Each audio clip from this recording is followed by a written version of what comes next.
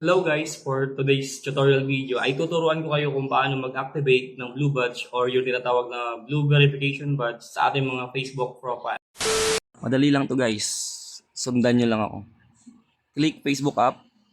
Then, hanapin nyo yung profile nyo. Click mo. Then, sa left side may makita kayong tatlong dot. Click nyo yan. Automatically, mapupunta kayo dito. Then, hanapin nyo yung your profile link. Then, copy nyo yung link ng inyong profile. Then, after that, back po kayo. Tapos, refresh nyo ng kaunti. Yan. Tapos, see dashboard. Click nyo. Pag nasa dashboard na kayo, scroll up nyo lang. Then, hanapin nyo ang creator support. Kapag nasa creator support na kayo, click nyo yung nasa unahan. Account management. Click nyo yan. Then, click nyo yung blue verification badge sa taas. Pinakauna. Then, click nyo din yung about verification badges. Click nyo yan. Kapag nandito na kayo, hanapin nyo yung how pages or profiles are verified. Click nyo yan. So, after that, nandito na kayo. Scroll up nyo lang, scroll up. Then, hanapin nyo tong fill out this form. Then, click. Yan. Tapos, dito sa verify your page or profile, dalawa yung hinahanap. What are you verifying? Your page or your profile? So, dito guys, kung page ang i-verify nyo, select page. Yan. Tapos, hanapin nyo dyan kung saan yung page na i-verify nyo. So, dahil profile ang i-verify natin, so, click profile. Then, i-enter lang dyan natin yung URL na kinapilink natin kanina. Okay. So, click nyo lang yung clipboard. So, nandyan lang yun. Tapos, click nyo yung link na kinapin natin kanina.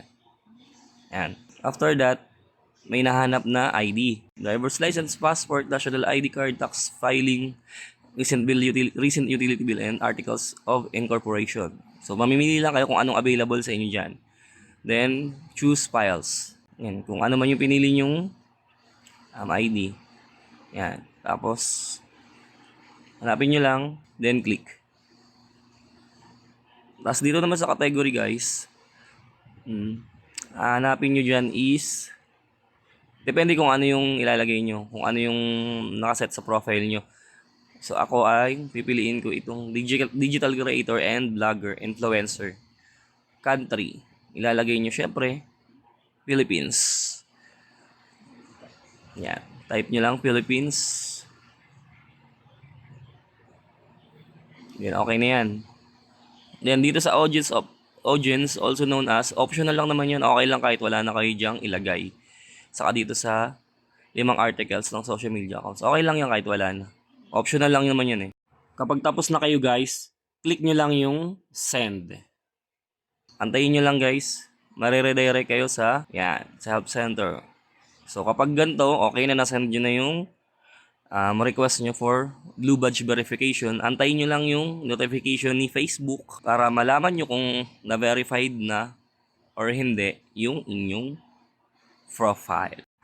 So after natin mag-send ng request kanina, nag-notify na nga si Facebook. Ayan ang kanyang response sa ating request. So that's it. Ganun lang kadali guys.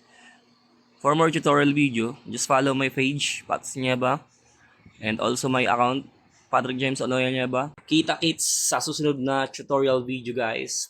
Thank you.